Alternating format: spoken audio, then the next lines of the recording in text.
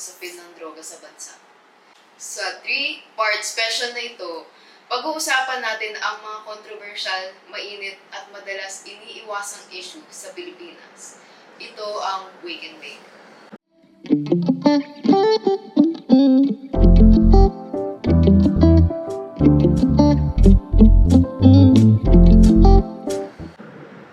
Magandang araw sa inyong lahat.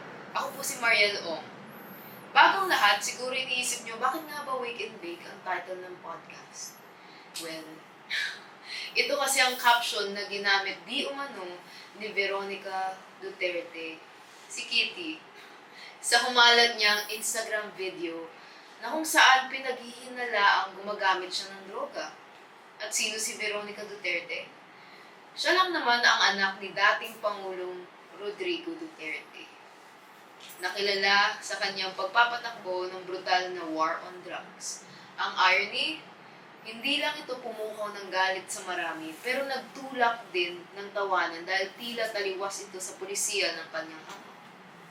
Kaya naman, naisip namin gamitin ang Wake and Bake bilang pamagat para sa ating podcast. Nandito kami to wake up and spark conversations tungkol sa realidad ng drug situation sa bansa. Ngayon, para maliwanagan tayo, makasama natin si... Ayan, so magandang araw sa iyo at sa ating mga viewers. Ako po si Mariana Silian at isa akong sociologist galing sa De La Salle University. Masaya akong makasama kayo ngayon para pag-usapan ang isang napaka-importanteng issue sa ating lipunan. Tama. Okay. So, kasama rin natin ngayon si... Hello, ako po si Tanya Evaristo at ako ay isang mamahayag na nagbabalita tungkol sa mga extrajudicial killings sa panahon ng war on drugs at ng nakaraang administrasyon. Salamat sa pag-imbita sa iyong podcast. Salamat, Ms. Evaristo. At salamat sa inyong dalawa sa pagsama sa atin para sa talakayang ngayong araw. So, simulan natin sa basic. Ano nga ba ang tunay na sitwasyon pagdating sa droga dito sa Pilipinas? Ms. MJ, pwede mo ba kami bigyan ng overview? Okay, so simulan natin sa ilang mahahalagang datos. Ayon sa Dangerous Drugs Board, o ang DDP, noong 2015 pa to, nasa 2.3% ng mga taong nasa edad na 10 to 69 years old, o kaya nasa 1.8 million Pilipino, ang naitalang gumamit ng illegal na droga. Maliban dito, 4.8 milyong katao ang umamin na nasubukan na nilang gumamit ng droga. Ito ay sumasang-ayon sa 2012 United Nations report na nagsasabing ang Pilipinas ang may pinakamaraming gumagamit ng methamphetamine sa buong East Asia. Alam ko, parang di familiar yung methamphetamine. Parang sa tunog pala, parang ang hirap i-memorize, ang hirap i-pronounce. Kaya mas kilala siya dito bilang shabu. So, very interesting, no? Pero sino nga ba talaga ang mga gumagamit ng droga? At bakit sila na humaling dito? Isa pang mahalagang datos na may babahagi ko tungkol sa katangian ng gumagamit ng droga ay around 22% ng mga na-admit sa mga rehabilitation centers. We call them Therapeutic Rehabilitation Centers o ang TRCs.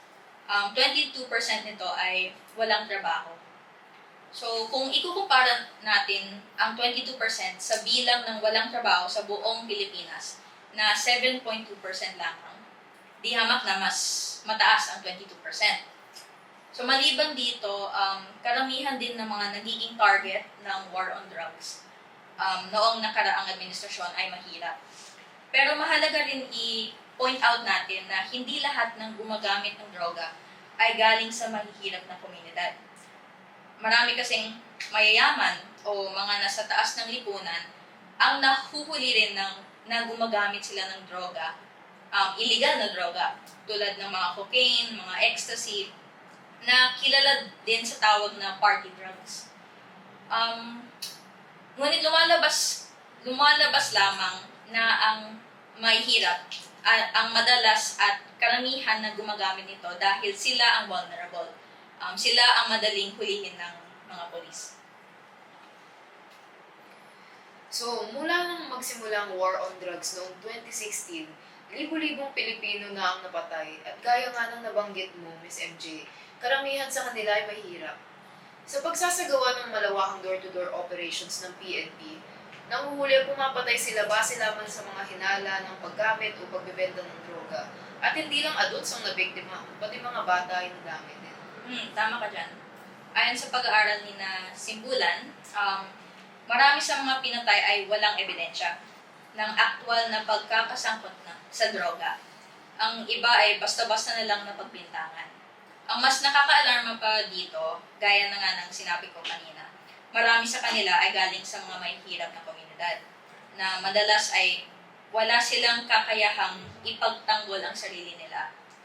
Lalo na sa sistema ng hustisya dito sa Pilipinas kasi alam mo naman, napakabagal, walang kasiguruhan na madidinig ang panig nila. Kapansin-pansin din na bagamat sinasabi ng gobyerno na ang target ng kampanya ay mga drug lords at pushers, iba ang realidad sa mga kalsada. Sa karanasan mo sa pagbabalita ng war on drugs, anong napansin mo, Miss Tanya? Alam mo, karamihan sa mga napapaslang na naibabalita namin ay mahihirap. Mga taong pinaghihinala ang gumagamit ng droga. Bilang sa darili ko, ang naibabalita namin na may kinalaman sa mga pinaghihinalaan ng gobyerno na malalaking sindikato. Sa madaling salita, ang pinaka-nagdarusa ay ang mga nasa laylayan ng lipunan. Sila yung madaling gawing scapegoat para masabing may nangyayaring progreso sa kampanya. At sa halip na masupo ang mga drug lords, mas nagiging biktima pa ang mga mahihirap. Kaya lumalabas ang war on drugs ay hindi lang tungkol sa droga, isa rin itong laban ng mahihirap laban sa kawalang hustisya. Napaka-corrupt talaga ng Miss Tanya. So, this brings me sa susunod ko sanang tanong. Bilang isang nagtatrabaho sa media, ano sa tingin mo ang naging impluwensya ng media sa naging pananaw ng madla sa droga? Bilang isang mamahayag, at least sa aming may naghahatid ng balita, ay halata naman na mas madalas talaga namin naibabalita ang mga pinapatay o hinuhuli na pinaghihinalaan lamang.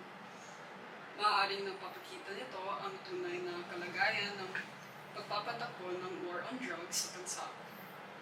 Ngunit sa kabilang dako ay hindi mo rin naman maitatangi ng mass media rin mismo ay ang malaking impluwensya sa nagiging stigma sa mga droga di lamang sa Pilipinas at sa ibang bansa rin. MJ, sa tingin ko may maganda kang may ibabahagi bilang nasa mundo ng aghang panlipunan.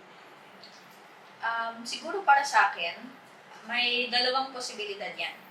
Pwedeng may negatibong impluwensya sa pamamagitan ng pagpapakita ng mga imahe o kaya mensahe na nag-uudyok sa paggamit ng droga. Yung negatibong impluwensya nito ay maaari ring manggaling sa negatibong paglalarawan sa mga gumagamit ng droga.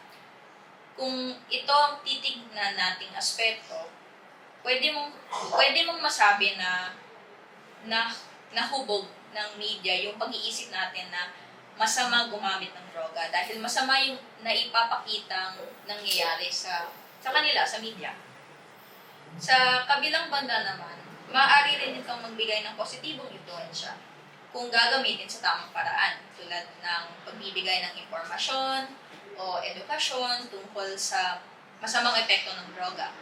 Kahit na mahalaga nga yung tinatawag nating awareness, siguro kahit kayo ay sasang-ayon sa akin na hindi ito masyadong nakikita sa social media at sa balita.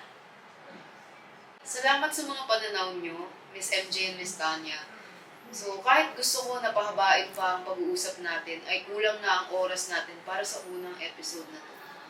Upang may wakas natin ng maayos ang episode na to, siguro ang huling tanong ko para sa inyong dalawa, para na rin sa mga tagapanood at tagakinig natin, bakit mahalagang pag-usapan ang issue ng droga? Mag-umpisa muna tayo, Miss MJ.